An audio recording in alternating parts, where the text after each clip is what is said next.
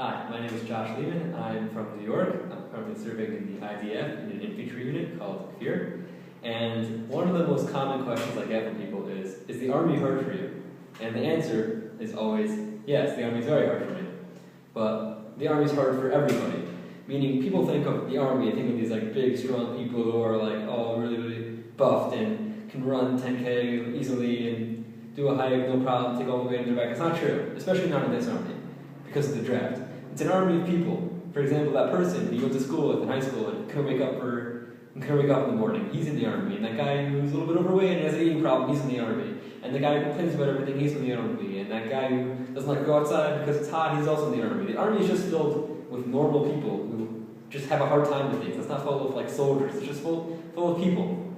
And it's hard for everybody. And because the Army is hard for everybody, it's actually easier for everybody. The challenge is easier when you're not the only one going through, much easier.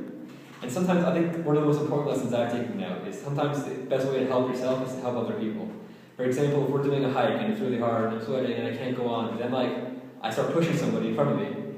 Even though that's technically more work for me, it all of a sudden gets a lot easier for me. And I think that it just applies to everything, that any challenge in life is just easier if you're helping others. So.